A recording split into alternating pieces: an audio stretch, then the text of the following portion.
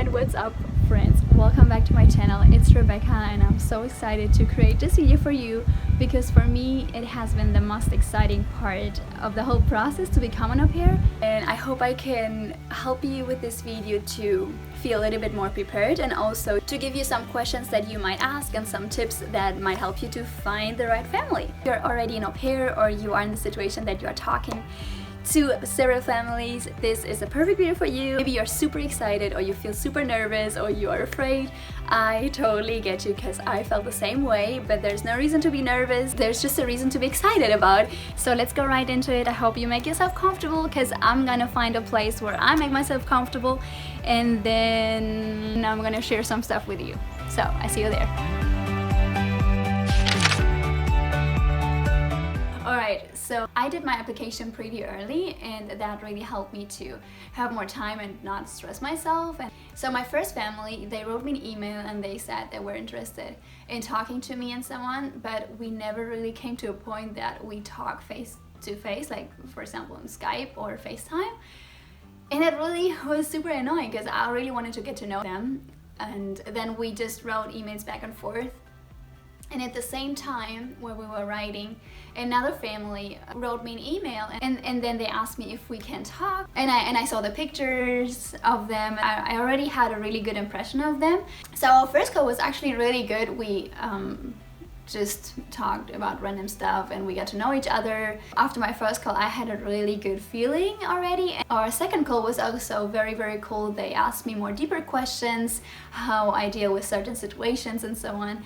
And then we talked, I don't know, like for 1 or 2 hours again. So our third call was also pretty cool. I'm not really sure if that was the third call or the fourth call. And they asked me if I want to match with them. And it was such an exciting moment. I cannot imagine how exciting it is when a man asks you if you want to marry him, because it really felt like, oh my goodness, this is just like a big decision that you're gonna make. I mean, you're gonna live with them for a year and you're gonna live in the same house, and it's something that makes you nervous.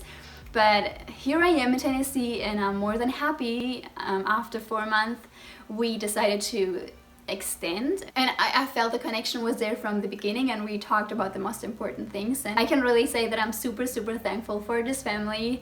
They have blessed me a lot and I have learned so many things from them, and we have learned things from each other. Just because I found my family very fast doesn't mean that everybody found their family super fast. It was just a great timing that I applied for and that they were looking for a family, and then that we found each other very fast.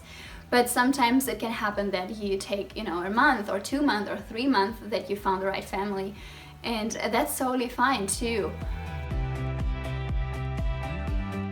My first advice for you is to ask yourself questions and to interview yourself before you even interview a host family, because the more you know yourself, the more likely you will find the perfect family for you. So what I mean by that is that you can ask yourself what is really important to you and what are your values, what are your beliefs, what kind of personality do you have, and what kind of people you like to be surrounded with. Because at the end of the day, you will attract who you are. And I would say that you shouldn't lower your standards. It's okay to have standards to see what is really important to you, because I mean, you're gonna live with them 1 year and this is gonna be your new home. So it's good to feel comfortable and to make sure that they have the things that is really important to you, but also don't have too high expectations. Let me give you an example. If you're a Muslim or if you're a Christian or you believe in something and you want them to believe the same, so you can share those things with each other, then I would make it really clear in your profile that you believe that way or this way, and then you're going to attract that kind of family.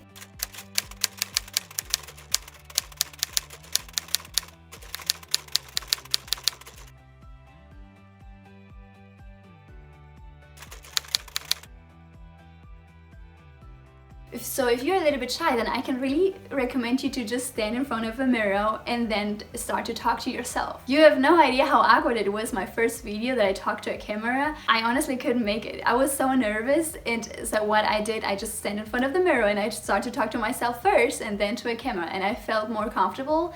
You will see, you will also feel more comfortable and more confident to talk to the families afterwards. And also, if you're very clear about your values and beliefs, that makes it easier to take a decision afterwards if they are really the right match for you or not. Okay, so the second advice that I can give you, and that is really important because I see so many au pairs and rematch just because of that reason. So I wouldn't put my focus too much on where you want to live. I totally get you if you have a specific place that you really want to live, because I felt the same way. I already imagined how I'm gonna live in California or New York City. But at the end of the day, I ended in Tennessee, in a very small town with 30,000 people.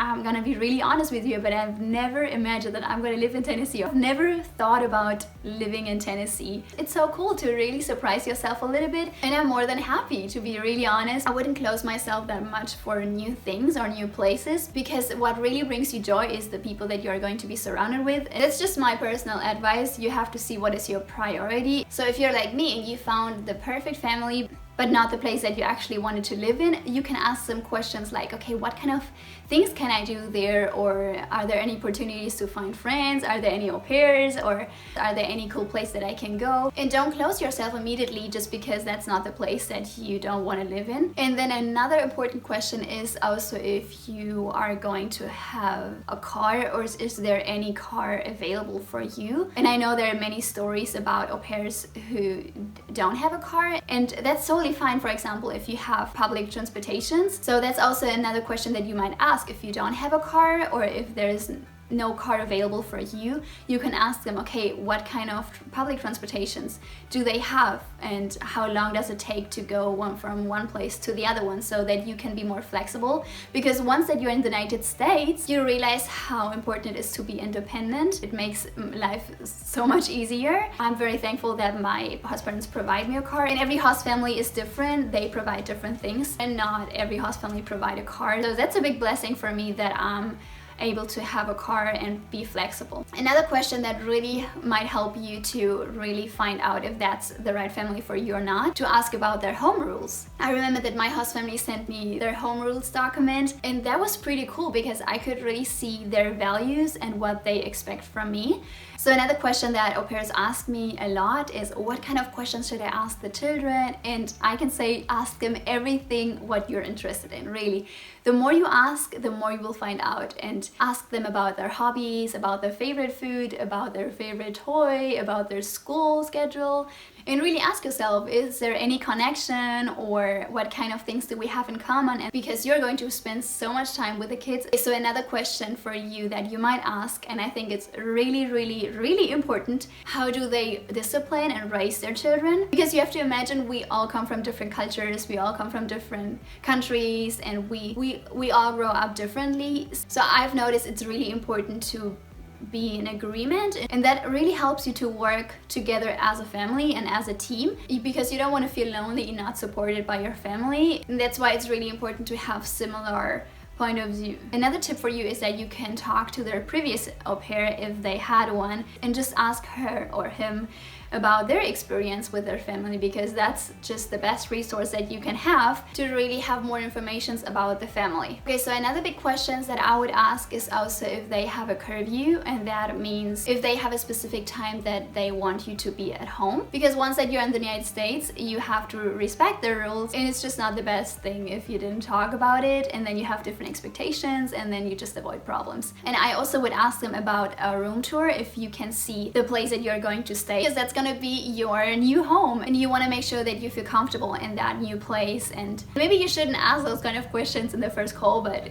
later on that you got to know each other a little bit more, you can ask those questions. Even it might feel a little bit uncomfortable, but it's better to ask more instead of less. So once they chose you, I would ask, why did they choose you? Because I think it's really interesting to know what they value about you, and that also might motivate you to give your best as an au pair. Okay, so my last tip for you is, don't get too frustrated if you don't find the right family in the first week or the first month or in the next 3 months. That's totally fine. Take your time. If you have the opportunity to make a video, because that's what families really love to see, a video about you and the way you talk, the way you present yourself.